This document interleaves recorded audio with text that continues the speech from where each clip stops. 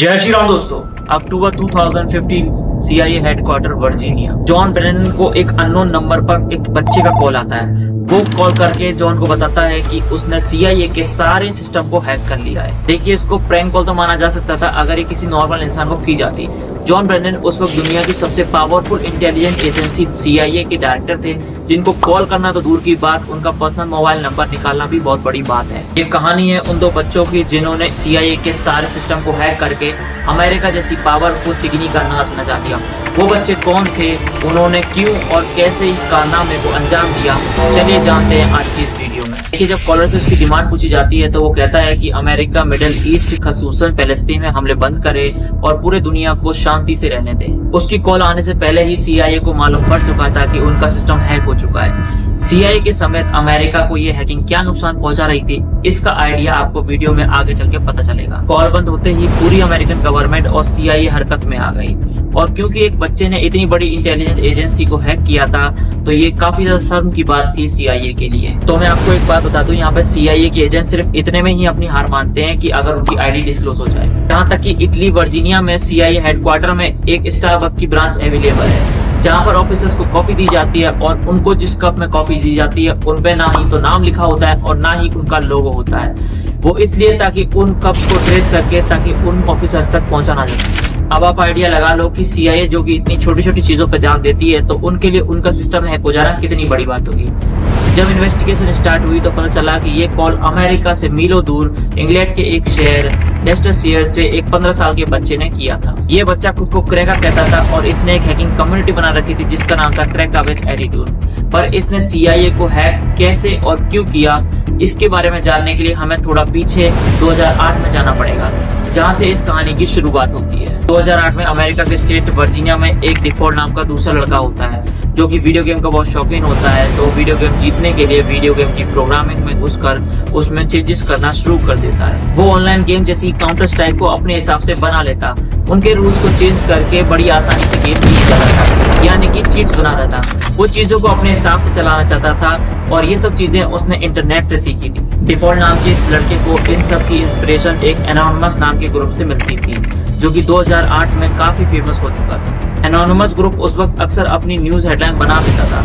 ये ग्रुप अपनी आवाज उठाने के लिए बड़ी बड़ी वेबसाइट को हैक करते और उन पर अपनी मन मर्जी का मैसेज छोड़ देते थे।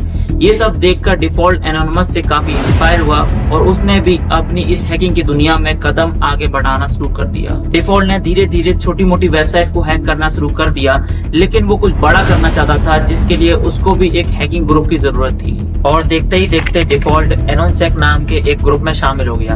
ये ग्रुप पहले ही काफी वेबसाइट को हैक कर चुका था, लेकिन इस ग्रुप में ज्यादातर हैकिंग पॉलिटिकल पर्पस के लिए की जाती थी। एनोनसेक बॉटनेट का इस्तेमाल करता था, यानी कि वो इंटरनेट पे वायरस बना के फैलाता था, यानी कि जिस भी कंप्यूटर में अगर वो वायरस पाया गया तो वो एनोनसेक के कंट्रोल में हो जाता था। देखिए, वो तमाम कंप्यूटर जिसमें वायरस होता था उनको बॉट, जबकि कंप्यूटर के इस प्योर नेटवर्क को बॉट नेटवर्क कहते हैं। अब देखिए, एनोनसेक का मेंबर होने की वजह से डिफॉल्ट के पास भी इस बॉट नेट का एक्सेस था।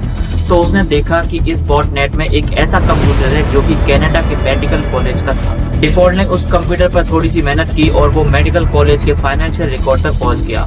उसने देखा कि अभी स्कूल को $9 मिलियन से ज्यादा का रकम की वसूली अभी करनी बाकी थी। ये सारा रिकॉर्ड अब डिफॉल्ट के पास आ चुका था, जो कि उसने स्कूल के कंप्यूटर से डिलीट कर दिया। डिफॉल्ट की पहली हैकिंग तो कामयाब हो चुकी थी, इसकी वजह से मेडिकल कॉलेज का सारा काम खराब हो गया था। इसकी जो पहली हैकिंग थी इसने ये शरारत में की थी। अगली हैकिंग इसने गुस्से में की। 2014 में डेनमार्क की गवर्नमेंट ने एक शर्मनाक लॉ पास किया जिसके मुताबिक आप एनिमल के साथ क्रूएल्टी कर सकते हैं। जब ये बात पूरी दुनिया में सभी एनिमल राइट एक्टिविस्ट को पता चली तो उनको ये बात बहुत बुरी लगी।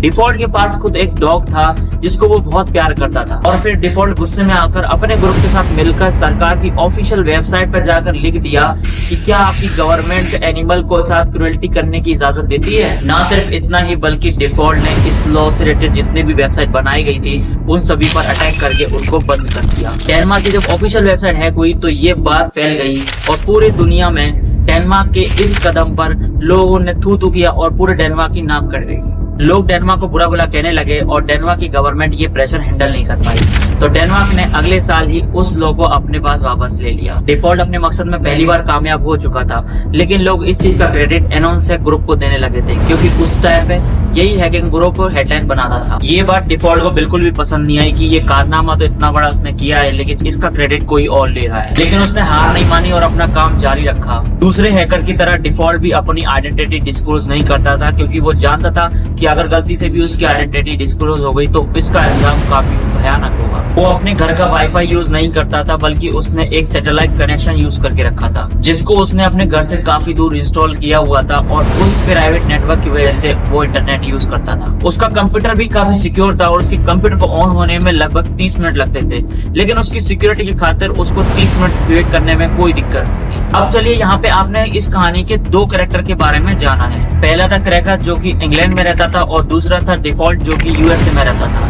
2023 पहले ये एक दूसरे को नहीं जानते थे और कुछ ऐसा इंसिडेंट हुआ जिसकी वजह से ये दोनों एक हो गए। Edward Joseph Snowden National Security Agency में as a computer intelligence consultant थे। एक अमेरिकन गवर्नमेंट के प्रोजेक्ट पर काम करते हुए टाइम इनको ये मालूम हो गया कि CIA हर एक इंटरनेट यूजर का डाटा अपने पास रखती है और उनका जो प्राइवेट इन्फॉर्मेशन है उनको बड़ी खुफिया तरीके से और सेफ्टी से रखती है और उनको अपने मिशन के लिए यूज करती है और यूजर्स को उसकी भनक तक नहीं रखती। एडवर्ड CIA का पर्दाफाश करना चाहते थे, लेकिन उनको ये डर था कि अमेरिका में रहकर ये काम नहीं किया जा सकता, या तो उनको मार दिया जाएगा या तो सीक्रेट इन्फॉर्मेशन लीक करने के जुर्म में उनको जेल भेज दिया जाएगा। इसीलिए उन्होंने छुट्टी ली और वो हांगकांग चले गए और उन्होंने जर्नलिस्ट के सामने अमेरिका के सारे सीक्रेट को खोल के रख दिया। जब यह बात पूरी लीक हुई, पूरी दुनिया में लीक हुई, तो पूरी दुनिया में तहलका मच गया। लोगों में गुस्सा पाया जाने लगा कि उनका डाटा उनकी परमिशन के बिना इस्तेमाल हो रहा है और उनके ऊपर पल पल नजर रखी जा रही है। इसी बात के रिएक्शन के तौर पर डिफॉल्ट और क्रैकर का आपस में कांटेक्ट हुआ। वो अमेरिकन गवर्नमेंट और CIA को सबक सिखाने का फैसला लेते हैं। वो CIA को ये सिखाना चाहती है कि लोगों की पर्सनल इन्फॉर्मेशन जब शेयर होती है तो कैसा फील होता है। क्रैक और डिफॉल्ट का मकसद एक ही था और डिफॉल्ट अपने आवाम की प्राइवेसी खत्म होने पर USA से बदला लेना चाहता था, जबकि क्रैकर गाजा पर किए जाने वाले हमले पर बदला लेना चाहता था। यानी दोनों की दुश्मन अमेरिकन सरकार थी। सबसे पहले उन्होंने अमेरिकन नेशनल इंटेलिजेंस एजेंसी के डायरेक्टर जेम्स क्लैपर का फोन नंबर लीक कर दिया और किसी को भी गूगल करने पर उनका नंबर मिल जाता। अब वो किसी हाई प्रोफाइल आदमी को हैक करना चाहते थे तो उन्होंने CIA के डायरेक्टर जॉन ब्रेनन को हैक करने का मिशन संभाल लिया। क्रैकर ने इंटरनेट पर जॉन के बारे में सर्च करना शुरू कर दिया तो उसका एक पब्लिक फोन नंबर सामने आया। उसने देखा ये वेरिजोन का था, जो कि एक अमेरिकन मोबाइल ऑपरेटर है। उसने वेरिजोन की टेक टीम को उसी की कंपनी का एम्प्लॉय बनकर कॉल किया और उसने बोला कि वो एक कस्टमर की प्रॉब्लम सॉल्व करने से रिलेटेड उनसे बात कर रहा है, क्योंकि उसके सिस्टम में कुछ टेक्निकल इशू है। वेरिजोन की टीम ने उसकी आइडेंटिटी कंफर्म करने के लिए उससे उसका पिन कोड पूछा, जो वो ऑलरेडी हैक करके बैठा हुआ था। वेरिफिकेशन के बाद वेरिजोन ने जॉन ब्रेन की सारी आइडेंटिटी यानी कि सारी पर्सनल डिटेल क्रैकर को शेयर कर दी। अब क्रैकर के पास जॉन का अकाउंट नंबर, बैंक का मोबाइल नंबर, एड्रेस और साथ के साथ बैंक कार्ड का आखिरी के 4 डिजिट भी मौजूद थे। अब अगले स्टेप में जॉन ब्रेनन का जीमेल हैक करना था। मालूम किया कि जॉन ब्रेनन याहू या जीमेल के बजाय AOL नाम की कंपनी का जीमेल यूज करते हैं। उसने AOL सपोर्ट टीम को कॉल किया और उसने कहा कि उसको अपना पासवर्ड चेंज करवाना है, क्योंकि वो अपना पासवर्ड भूल चुका है। AOL के सपोर्ट मेंबर ने कंफर्म करने के लिए बैंक कार्ड के आखिरी के 4 डिजिट पूछे, जो उसके पास ऑलरेडी पहले से मौजूद थे। इस तरह क्रैकर ने उसके ईमेल एड्रेस का एक्सेस पा लिया। अब CIA के डायरेक्टर का पर्सनल ईमेल अकाउंट क्रैकर के पास था। उसने जॉन ब्रेनन का ईमेल खोला और उसमें इंपॉर्टेंट और टॉप सीक्रेट डॉक्यूमेंट मौजूद थे और दूसरे CIA ऑफिसर का डाटा और सोशल सिक्योरिटी नंबर, गवर्नमेंट से मिलने वाले इंस्ट्रक्शंस। तब तक जॉन ब्रेनन को भी खबर हो चुकी थी कि उसका जीमेल हैक हो चुका है। उसने फटाफट से अपने जीमेल को बंद करवा दिया, मगर अब काफी देर हो चुकी थी क्योंकि क्रैकर ने वो सारा डाटा अपने पास डाउनलोड कर लिया था। क्रैकर ने एक एक करके सारे ऑफिशियल डॉक्यूमेंट को पब्लिक करना शुरू कर दिया, जिससे पूरे अमेरिका में कोहराम मच गया। पूरी दुनिया में CIA की बदनामी हो रही थी और अब हैकर को पकड़ना उनकी मजबूरी बन गया था। वह जल्दी से जल्दी उन्हें पकड़ना चाहते थे, लेकिन उनके पास कोई भी सुराग हासिल नहीं हुआ। जॉन ब्रेनन को फोन करने के कुछ दिनों बाद क्रैकर ने डिपार्टमेंट ऑफ जस्टिस की 9000 जबकि FBI की 20,000 एजेंट्स की पर्सनल इन्फॉर्मेशन सोशल मीडिया पे शेयर कर दी। ये सब करने के बाद वो अपनी जिंदगी आराम से गुजार रहा था और उसको लगता था कि उसको पकड़ना अब बिल्कुल नामुमकिन है। लेकिन दूसरी तरफ डिफॉल्ट, जो कि USA का ही रेजिडेंट था, वो कुछ दिनों से परेशान रहने लगा। उसे डर था कि अगर वो पकड़ा गया तो उसकी शामत आ सकती है। शायद वे कभी पकड़े ना जाते अगर डिफॉल्ट से गलती ना हुई होती तो। उसने नशे में आकर अपने दोस्त को बता दिया कि CIA को हैक करने में उसी का हाथ है। बस यही गलती क्रैकर और डिफॉल्ट को ले डूबी और कुछ दिनों के बाद FBI ने डिफॉल्ट के घर पर छापा मारा और उसको घसीटते हुए ले गई। इंटेरोगेशन के दौरान क्रैकर का भी नाम सामने आया और उसको ब्रिटिश पुलिस की मदद से पकड़ लिया गया। क्रैकर का असली नाम केन गैम्बल है और डिफॉल्ट का नाम जस्टिन ग्रे लेवरमैन है। कम उम्र होने की वजह से क्रैकर को 2 साल की कैद सुनाई गई और जबकि डिफॉल्ट, जो कि CIA की हैकिंग में डायरेक्टली इन्वॉल्व नहीं था, उसको 5 साल की सजा सुनाई जाती है और दोनों जेल से बाहर हैं और साइबर सिक्योरिटी में अपना करियर आगे बढ़ा रहे हैं। आप क्या समझते हैं दोनों ने सही किया है, ये मुझे कमेंट सेक्शन में जरूर बताइएगा। और फिर से मिलते हैं एक और नई वीडियो में। जय श्री राम।